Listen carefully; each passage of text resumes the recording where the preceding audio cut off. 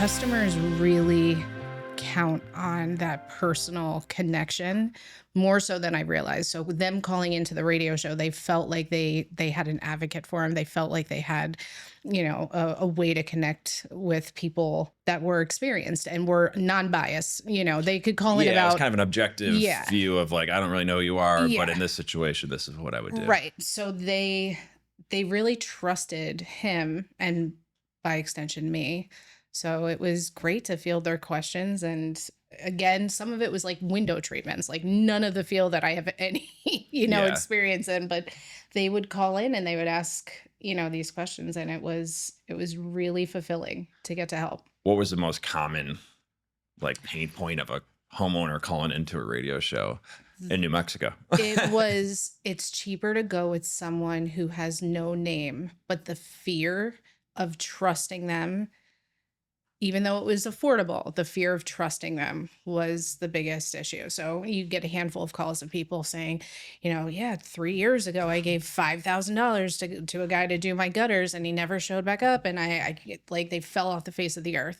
So that was probably the biggest commonality, but I thought that was a value add in my perspective, at least. It was a value add for people to know you get what you pay for. And so when you're calling into a radio show just dedicated to home improvement, you have to realize, like, I'm not just pitching, Renewal by Andersen or Four Seasons Sunrooms, which was what it was at the time. I can guarantee you we're not going anywhere. And I can guarantee you we're going to be here to stay. You can look at the reviews. And as a homeowner, you need to value that and understand why you're paying what you're paying, because we're not ghosting you. We're not going away. We're not, You're not going to go work on a bigger job and be gone for weeks. So that, I think, to me was the biggest fulfilling part of doing that, is really getting people to understand the value of being established and being a company that's not a fly by night. And therefore I will never discount or, kind of lose my focus on delivering that exceptional customer experience, because it is truly, you get what you pay for. So I know we're not recording yet, but There we are. oh, we are. Oh, Yeah. sorry. We usually just hop right into it. We really had a great time doing it. And I feel strongly that the customer experience really amounts to what they're willing to pay for and what they're willing to do. And delighting them is what it's about. Yeah, it's the name of the game. And I think that's something that, I've seen you in action and you do very well. Oh, thanks. It's dealing with customers, thrilled customers. Yes. Or unhappy customers. Yeah. It's both of them. You gotta, it's good to lean into the thrilled customers and really make them feel even better. So they're telling their friends, they're writing reviews. And then on the other side of it, it's dealing with the customers who haven't had a good experience, because like you said, you get what you pay for, but that doesn't mean established companies can't make mistakes. We're all still 100%. human. There's a lot of moving pieces and things don't always go exactly according to plan. I couldn't agree with you more. And I really think back to, I've obviously seen the movie Wolf of Wall Street, but it is present in various, remodeling books and leadership books. Don't judge me on what I've been able to do when everything goes perfect. Judge me on my mistakes and how I've corrected them, and let me show you what we're willing to do to make our wrongs right. And that speaks more to customers. And when you're looking through reviews, and we have, obviously a handful that are down this lane, like, gosh, it was a messy start, but boy, the finish was unreal. And they really came correct, and they went above and beyond to really delight me and make me feel like my concerns were heard, and if they do that for me, they're going to do it for just about anyone. So I feel strongly that you have an opportunity right out the gate, when a mistake happens, to get in front of it. And that is a hard lesson learned, in the different departments that I've been in. It is, mistakes will happen. I made many of them. And the process of correcting it is a lesson that sticks with you. There's memorable situations that will never leave. And therefore I will never make those same mistakes. We'll do everything I can to prevent it. I should say that. I can't really control all of it. And I think people appreciate when you own it. Yeah. Yes. I think that's Oh, for something I've sure. learned. And, you see some people who just don't, they always deflect. Oh, Right. it was this fault, or Right. it's the manufacturer. It's not us. It's Yeah. not us. Where if you just come out and say, Jackie, Yeah. I apologize. This is Yeah. on us. This is what happened, but still it's our responsibility. We need to make it right. Right. It's hard for you to be like, Yeah. it Yeah. is your fault. Yeah. That gets them kind of It's stepping back true. like, Yeah. Jack, Luke, it's Yeah. okay. Right. Yeah. Let's just figure this Yeah. out, as Right. opposed to trying to point fingers or it's like, And you just, especially yeah. when it's true, right? You try to own it, and then you just try to make it right. And people are pretty forgiving. People are. They recognize accountability. And that's really the key word there, is that I chose this business, or I chose, this process so that I can be completely transparent in what I expect. And they're transparent with me with what they expect for me to do as a customer. And when something does go awry, I think it's a very easy thing to be able to, when you have that clarity, to be able to fall and on the sword and say, yes, this is where the mistake happened. Let's own it. This is what we're doing to correct it. And that's why it's so critical, especially now more than ever, to have operating procedures, to have processes, to have the journey of a customer, to understand what their peak, and valleys are, and to really capitalize on what we could be doing differently and still innovate on those processes, not get complacent in them. That to me was one of the biggest lessons that I've learned, in almost 25 years in the home improvement industry, is innovation is key. The second, and there's two different forms of complacency in my mind. You have the traditional term, which almost has a negative connotation, right? But then you have complacency in the sense where, yeah, things are going well. We're making money. We're hitting numbers that we never thought we'd hit. But what could we be doing? Like, just because the car's running well doesn't mean that it doesn't need a tune-up somewhere. Yeah. And like, what could we be doing to innovate on that? So that's the complacency that I focus in on. And people say, if it's not broke, don't fix it. But you're saying, no, you can always improve. You can always refine. Always an opportunity. And I think back to my days of, coming up with scripting and methodology. So obviously, the business as a whole has a methodology that was kind of preset, but you could hear similar pain points from customers over time in certain areas of the scripting and methodology. So this is back in my call center and marketing days. And so I took that opportunity and reimagined the script and what it really could be. Like, what could we be doing different to avoid these, pushbacks from customers and avoid the, oh, I don't really like the way that sounded, but yeah, I kind of want you out, so I'll just book the appointment anyway. And that brought me to a revised process for how we look at, in the home improvement industry, we consider as a one-party process. So one of the most proud moments of my career was being nominated for the Network Contributor of the Year. I did lose. Nominated is a big thing, though. But nominated counts, and I'll take that every time.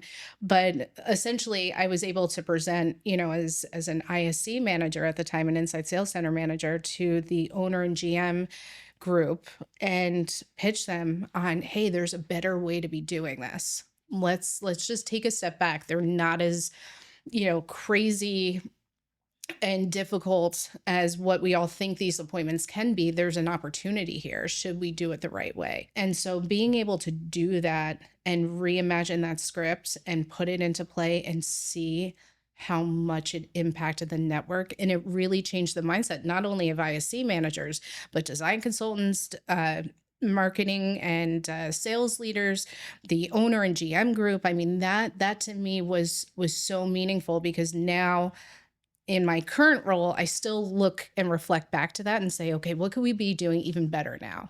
How can we elevate this that much more? Which is something I'm proud that we're working on. But again, that kind of goes back to that complacency standpoint. Just because it's working great, doesn't mean we can't do, what's the 301 or 401 of this process. So evaluating your operating procedures, evaluating the status quo is really what turns good to great, great to excellent, and so on and so forth.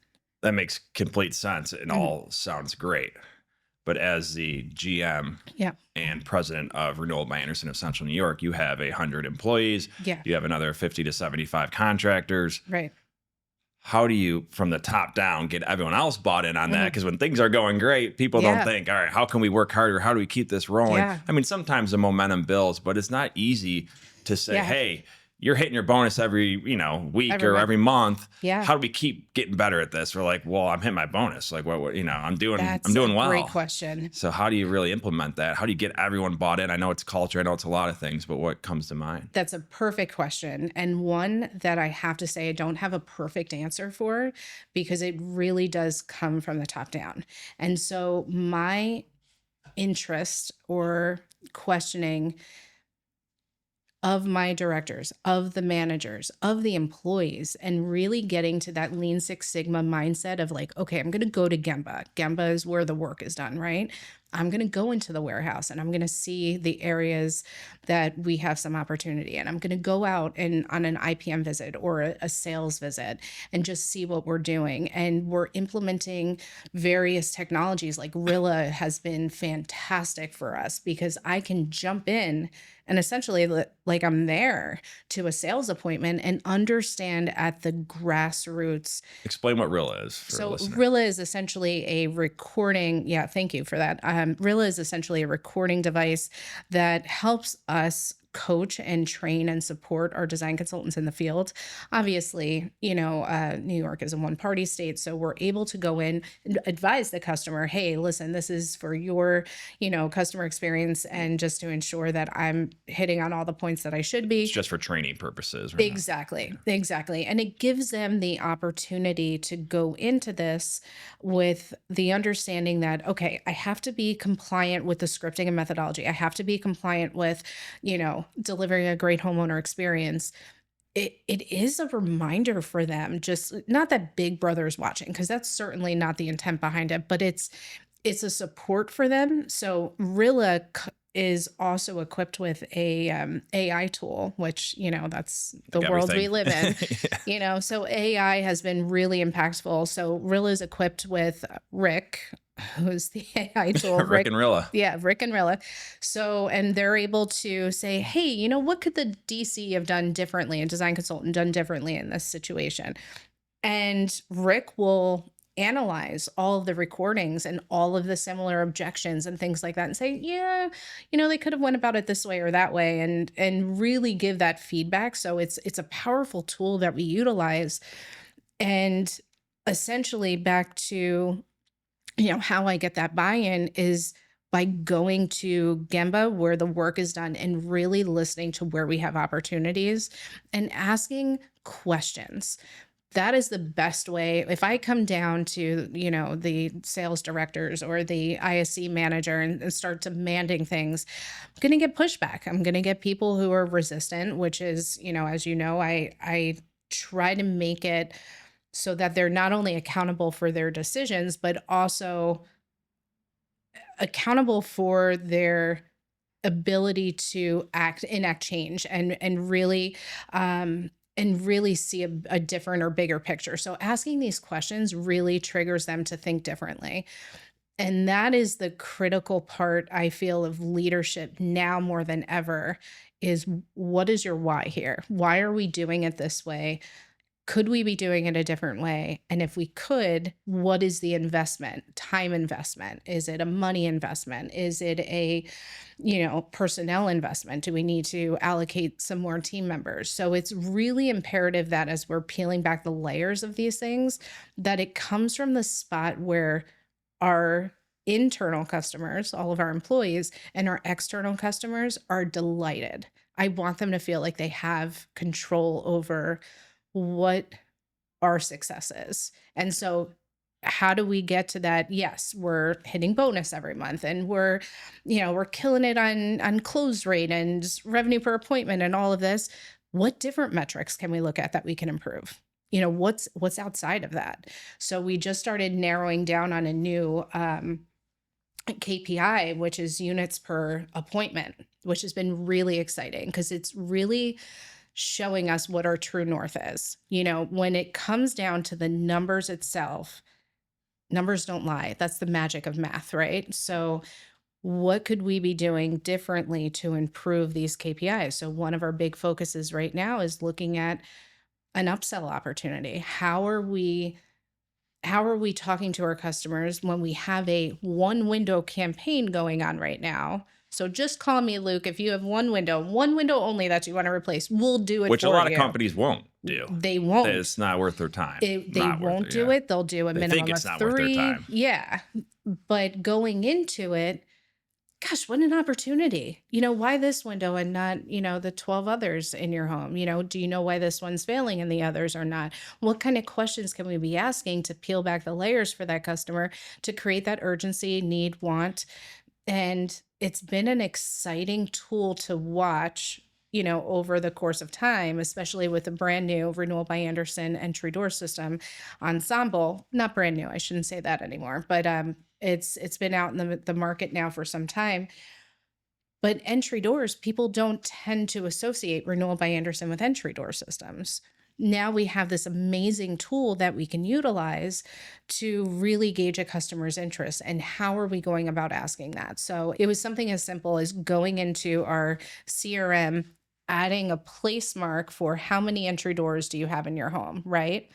And being able to identify that and understand, okay, so now we're marking down they have 0, or they have 1, or they have 2, whatever the case may be. And now how are we performing on a sales side with it? So aggregating that information in this units per appointment process has been invaluable to us in trying to move the needle again from an already successful sales organization. What's our next level?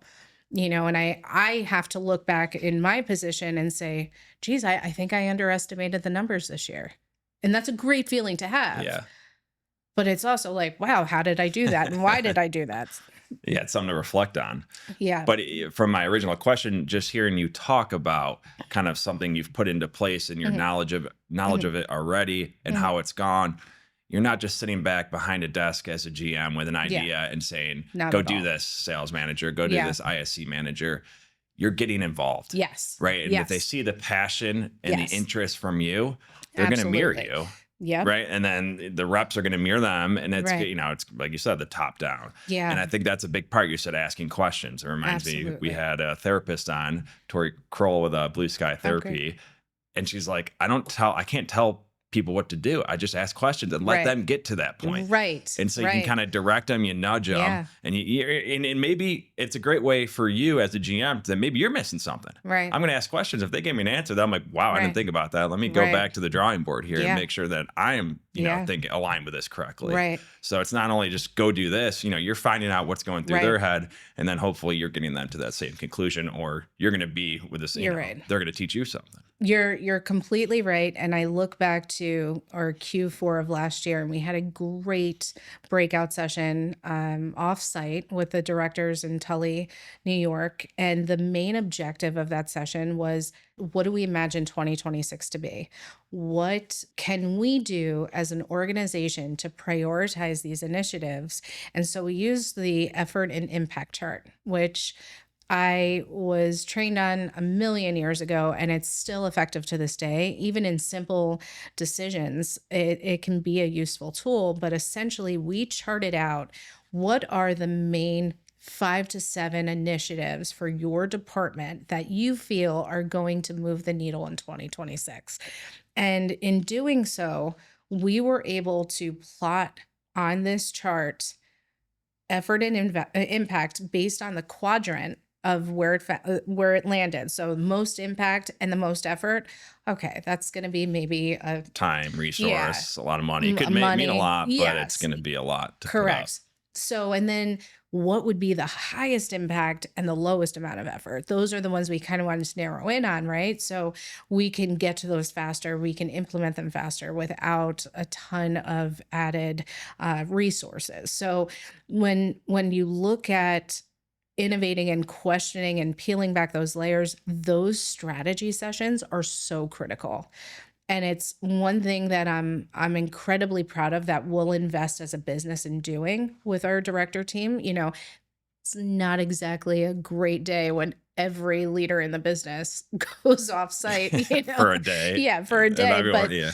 But it's an investment in the business, and it's such a critical one to ensure that we are on a path moving forward with real strategy, real intention is the word that I would use. Intentional initiatives will move the needle every time, every single time. And it can't be something like, well, I'm going to hire, 10 more design consultants. Cool. That's more of an action step. It's not an initiative, right? So what are those 10 additional, design consultants going to do for us? Well, it's going to increase capacity. Right. So let's keep peeling back the layers. Okay. Increased capacity means what? Means we can have more appointments. Okay. Which means what? Which means what? Which means what? So keep dialing back. What does that real initiative look like? And that is something I am incredibly passionate about because it can't just be a one-time discussion, right?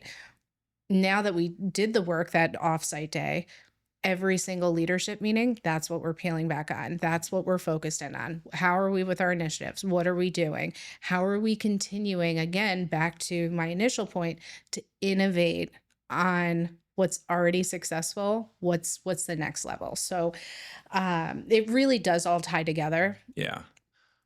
I was just going to say, it's great that you do it with the leadership team, as hard as it is to pull them all for, off site for a whole day.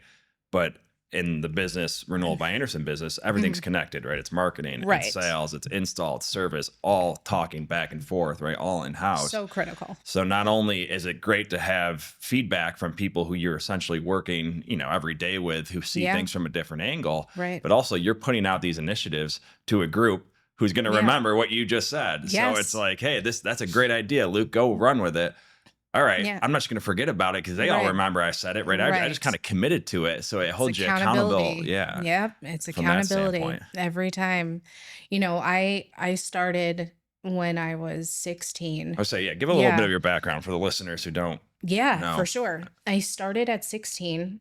It was a work program from high school that Renewal by Andersen. In New Jersey. New Jersey. Just to be not clear. Of CNY. Not of CNY. Part of the greater network. I still live in New Jersey. I travel here, hence my commitment to the Renewal by Andersen family. That is 5 hours each way every week.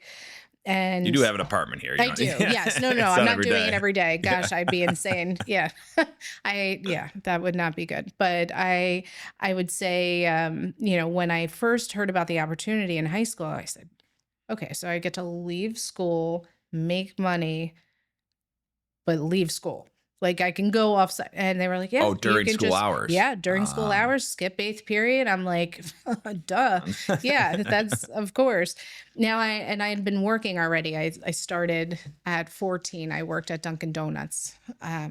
It was interesting. I can still tell you it was $1.43 for a medium coffee back when I was What's that so today? remember like that. $4.50? Yeah, probably. So we had the opportunity to, get a few kids actually from the high school. 2 ended up working in the warehouse at Renewal by Andersen. I ended up working in the front, essentially cleaning the windows in the showroom. So I would file papers. I would, clean. I would organize, but I was told to never answer the phone. At that time, Renewal by Andersen, New Jersey had just started. It was 2003. So when did Renewal by Andersen start as a division? Like 95? 95. Yeah, correct. So New Jersey launched in 2003. And the owner of the business was taking all of the inbound calls, all the leads coming in. We weren't outbound dialing. It was a very different world back then. We used an old system called Pivotal, which was almost like a DOS system where it was like that green flashing block. It was hysterical. So I really was told, hey, don't answer the phone. You have no idea what you're doing.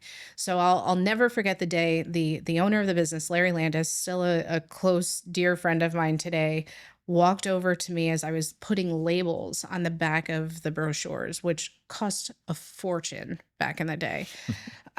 So I had printed all these labels out. I was so proud. I was like, oh, look how fast I'm going through it. He walked over and he said, Jackie, you're going to have to redo all these. I'm like, what do you mean? He said, well, you spelled Andersen wrong. So I sat there for, Anderson yes, instead of with an S-E-N. S-O-N. That Yeah. is exactly what I did. So I probably wasted about 1,000 label sheets. I mean, just an egregious amount of extra work that had to be done. But that was my first lesson in attention and detail matters, and intention on what you're doing. As simple as starting out on putting labels on the back of a brochure, it matters what you're doing. It's for a greater good. Can you imagine how embarrassing? Call 1-800-775-0655 with Andersen spelled wrong. Like, any customer would say, wow, they really have, kind of a Looney Tune working there. How on earth does this happen? Wait, was it part of the number? Yeah. So they would have dialed the wrong number. I did everything wrong. Everything wrong. So not only did you spell it wrong, they would have dialed the wrong number. Everything was incorrect. This number's not in service, essentially. Yeah, no, I really impressed them that day. They did give me an opportunity to stay, thank goodness. But down that same lane, the phone was ringing off the hook, and it was distracting to me. I'm like, gosh, I can't believe he's not answering this phone more. Now, obviously, he's running a business. He's not able to answer the phone at all times. So I just answered it one day. And I will tell you, that customer called back in. I set the appointment, called back in so angry that I wasn't the one who was at her home to do the appointment. She thought I was coming out. It was the best appointment set I think I've ever done. Your first. And which was my first. I took my time with it. I was probably on the phone for 15 minutes, but I'm thinking back to it, at 16 years old, I knew then we could be doing something different, like the scripting, everything. All we were really getting, first and last name. Okay, you have windows you want to have looked at. Sure, we'll be out there tomorrow at 6. I put a structure behind it. I said, we have a 10 a.m. or 2 p.m. available tomorrow. What would be best for you? Oh, okay, 10 a.m. Great. We sent our design consultant out. Again, the feedback came in. So the owner came in and he said, Jackie, all right, here's your shot. You want to take the calls? Start taking the calls. So I created a script at 16 years old of saying, this is what I'm going to say. This is the lead sheet that I'm going to fill out. This is the information that was important to my design consultants, which I did ask them, what would you like to know in advance? What's missing from now? And so I did. I aggregated some more information, and at 16 years old, I'm essentially the one-man call center. I was there from 2 every day to about 8 every night. And hence that started my career. The only days I took off were when I graduated and I had prom. And that was it. That started it all off. Spring is here, and there's no better time to upgrade your home with new windows and doors from Renewal by Andersen of Central New York. Right now, the more you buy, the more you save. Starting with just one window, you can save 20% or more. Let the fresh air in and keep your energy bills down with high-quality, professionally installed windows built to last. Visit rbafcny.com or call 315-422-3500 to get started today. That's, quite an experience, pretty impressive as someone in high school to be able to see a problem, see a process that they can improve on. Not only that, but also having, the boldness to just be like, whatever, I'm answering this phone. And I, you're probably pretty confident you could set the appointment. Oh yeah, for sure. If you didn't set the appointment, how different maybe would your path have been, period. Yeah. But it's also kind of funny because I think you do a lot of things well, but I think appointment setting call center is, obviously something that, exactly, that you kind of came up through initially. And so that's what, one of your specialties. But so having that experience, it probably gave you confidence. You're making money. You're part, somewhat lucky that Renewal by Andersen was a brand that was taking off. And not that you knew it at the time, but you probably started to see as months and years went on.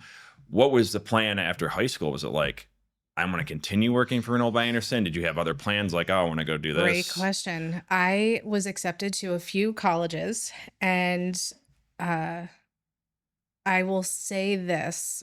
I decided to stay local because I didn't want to leave Renewal. So I went to a local college. I figured I'd start off there. I wanted to go in for marketing because I was so passionate about it. At this point, I had a few years under my belt. I said, oh, this is a breeze. And I remember one of my first college projects for marketing, I aced it. We had to make this great gift basket for a big brand. It was Bath and Body Works at the time, and like present on it. Aced it. Fantastic. And Larry pulled me aside and he said, Jackie, do you really want to go to college?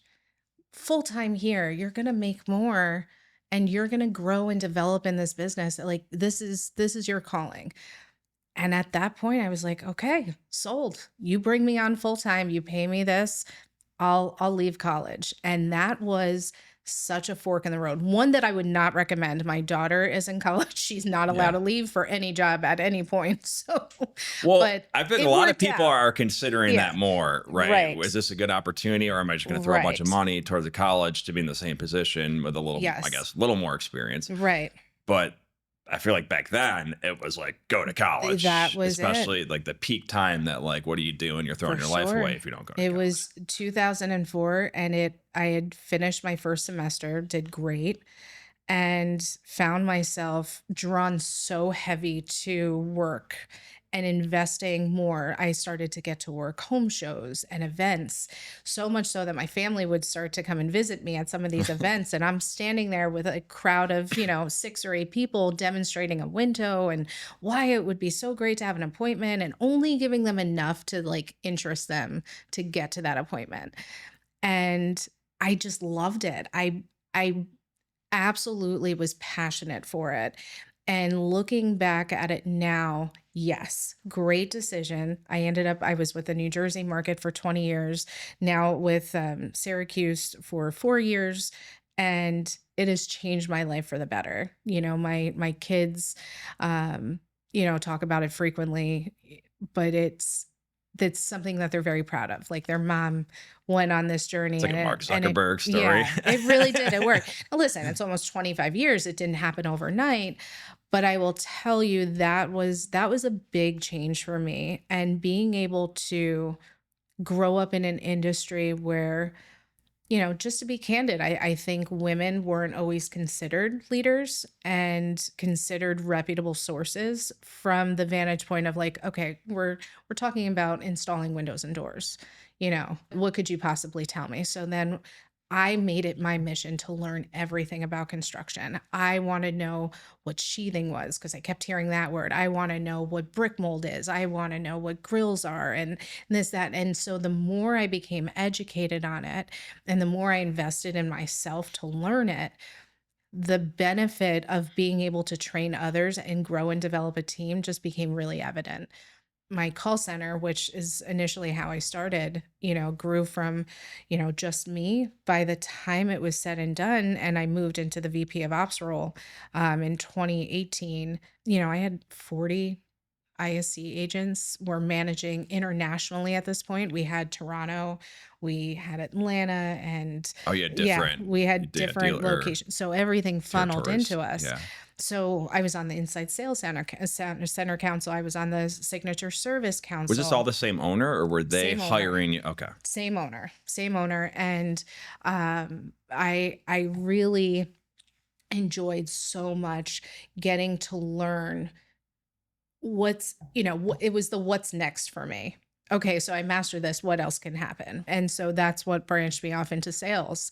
And so, of course, design consultants, like we mentioned before, one window campaigns, it's not exactly exciting, at least back in the day, so we're talking 2010, maybe 2011. So I asked the owner, I said, can I go out and sell these 1 and 2 window leads? You don't have to pay me Onesie anything. twosies. Like, just let me sell them. And he did. So I learned the sales methodology. I learned the sales process. I got really excited about that. And so now that I'm selling them, I'm like, okay, well, how do we measure them? So tell me that. So I started going out on measure appointments and learning how to do that facet of it. But all in line with, again, yearly initiatives that not only did I have personal initiatives, which I feel are really important, to look after and cultivate, but we had team initiatives. So I was an intricate part of putting these initiatives together and the business planning together. And that's what really propelled me forward. From missing college, and I guess I'm sure I would have learned amazing things there. But I went to Renewal by Andersen University, and that was my college. That was it. Yeah. 4.0 GPA, just killed it. Yeah. Well, I think you kind of answered what I was going to ask next, but not only did you double down on Renewal by Andersen, but fast forward to now, you're the youngest GM in Renewal by Andersen history, I believe, right? Yeah. Or when you started, I at am. least you are. And not only that, but yeah, you're a woman. You were a girl who Yeah. started, and obviously little grew into kid. a woman. Yeah. So you're deciding not to go to college to pursue an industry dominated by men. By men. Yeah. I guess you kind of touched on it, right? You made sure that you knew everything. Yeah. Right. If you're going to talk to, you're going to overcome that. Hey, this woman doesn't know what she's talking about. Yeah. They talk to you for 2 minutes. They're like, wait, no, she does know what she's talking Yeah. about. I mean, is that kind of your advice to someone stepping into a field, a woman stepping into a field dominated by men? Make sure you can turn people's mind around real quick if you come with knowledge and you come with confidence.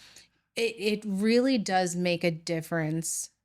You don't have to be the smartest person in the room. In fact, I'd recommend against it because there's always something to learn. And you don't want to be braggadocious or someone who's like, haha, I told you so. Yeah, to know it That's all. never a good sign. But if you are committed to a brand, a concept, or it really transcends to anything in life. But if you're committed to something, make it your business to know. I don't love reading physical books. It sometimes I think it just almost lulls me into sleep. But I am obsessed with audiobooks. I could read I'd like to go through at least a book a week, especially in my drive time. Yeah. But make it your business to be educated on things that you're passionate about, and the rest will really take care of itself.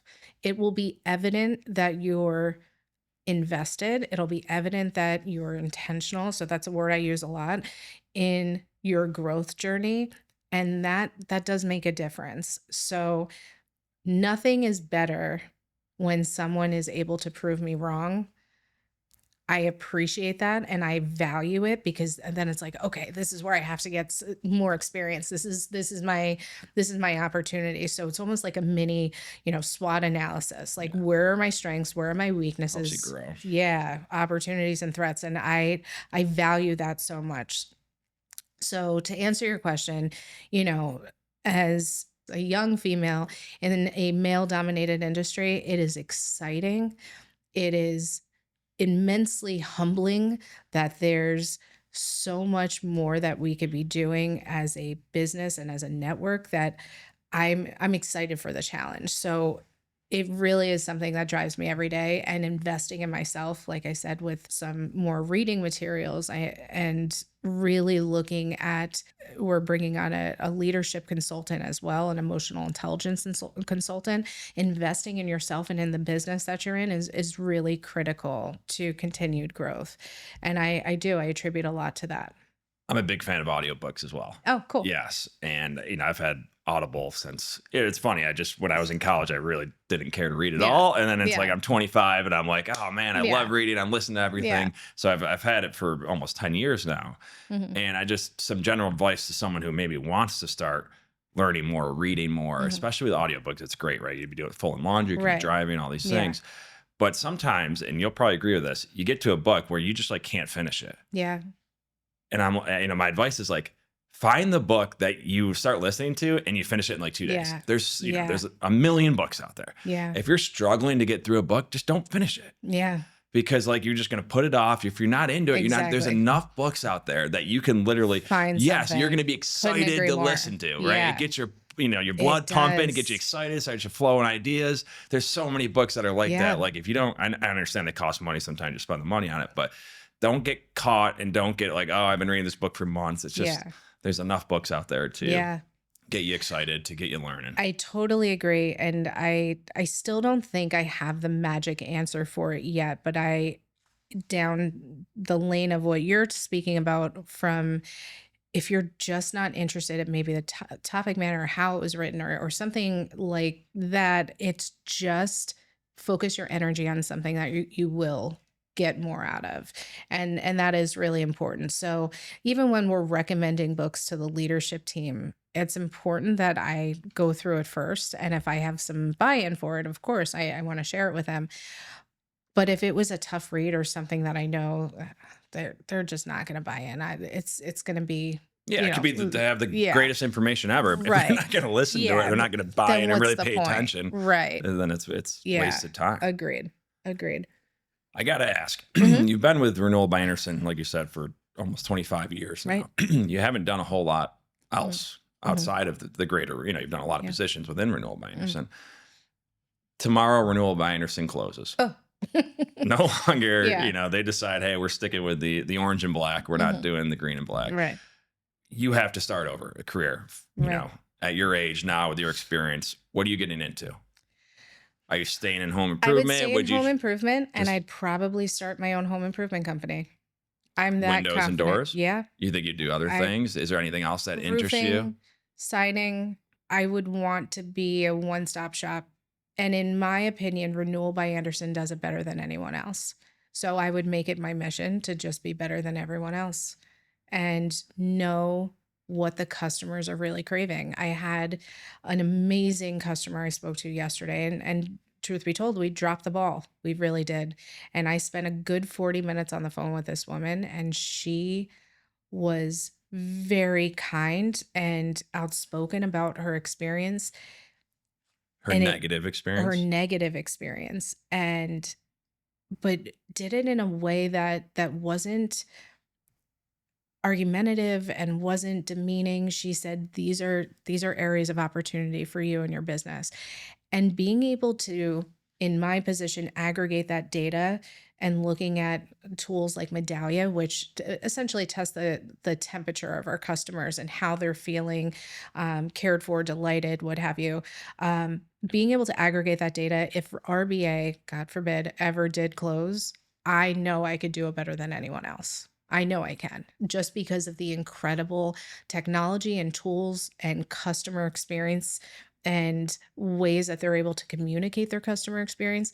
I would know how to do it better than anyone. Yeah. Well, any home improvement owners, workers right Yes. now listening, Yeah. you're saying I would start day one. I would just provide experience. It's kind of second to none of what Mhm. other people. Right. How can they change their customer experience? Right. What's an easy? You're talking about Some low high hanging fruit. impact. Yeah. Yeah. Low cost. Or what would that be right now? So invest in feedback. That is the biggest area of opportunity that I see a lot of businesses who may have a 3.2 on Google and some of this really angsty data. Take that and aggregate that information, which is relatively simple. You can plug that into an AI generator and say, okay, tell It's so me, easy now, right? yeah, Yeah. tell me what is the pain point here.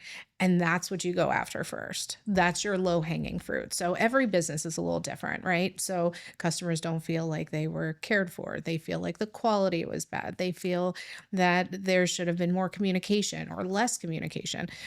Everyone is different.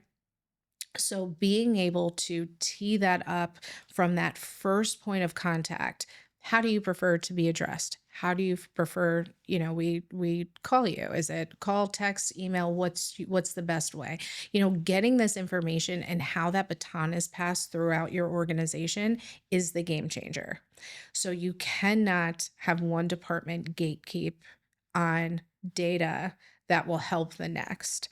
And that's where I really see most companies bleed. I had the opportunity for about 9 months between my New Jersey experience and Syracuse to be a consultant. And that was the biggest pain point. And I would go out to these organizations who are compromised in close rate or whatever KPI, said, go to where the source of this is, get the data, and let's peel back the layers here. Where are we bleeding? This is why. And most of the time you'll find out it's interdepartmental communication. Organically silos come up. Well, my department's perfect and I'm doing everything the best. So it's got to be the call center. It's got to be marketing or it's got to be this. So it's it's really important that your leaders believe that they're in a glass house. And let's not be throwing stones when your house is glass. Yeah. And that would be my biggest bit of advice. Yeah. I mean, I'm sure a lot of people start to make the effort, but until it's kind of throughout the whole business, throughout the whole process, right? Yes, you might want to be called Jay instead of Jackie. And I'm calling you Jay, and I'm setting up the appointment. Jay will be out there. Then you have the installer, hey, Jackie, blah, blah, blah. You know, those little things, it seems so trivial, but they make a difference. Make a difference. Right? Yeah. You know, it makes some, maybe it's just the difference between, they were good and they were great. I'm writing a review on Google. Or a difference between they were good and, well, they did a couple things wrong, but, at least they're using the name I want. Like, it's just, it kind of notches you up, and it just really compounds over every time you do something like that. And that's really what bumps up those scores, bumps up the experience. It does. It makes a difference. Yeah. Customers appreciate when they're not only listened to, but they also feel like they have almost like an ally on the team. So that design consultant truly does represent that ally, and they have to be really aggressive in advocating for their customer's best interest. I will tell you that that customer I spoke to last night, the design consultant was incredibly handy in alleviating her concerns. And we're ultimately obviously doing the right thing by her, but having that design consultant so invested and being able to communicate what really should be the next steps and to the other departments that's your game changer in most cases. Not able to diagnose everyone, but communication is paramount. Yeah. Well, Jackie, appreciate you coming on. I know it's a busy time of year as the weather's turning here, and thank goodness things are getting So thanks for taking the time, and I'm sure listeners will love this. And maybe if they call into Renewal by Andersen, they said they listen to Jackie, the GM, on the podcast. Love it. Yeah. We'll give them 20% off. No, you can decide what that discount is, but that thank works. You. Yeah. Appreciate it. Cool.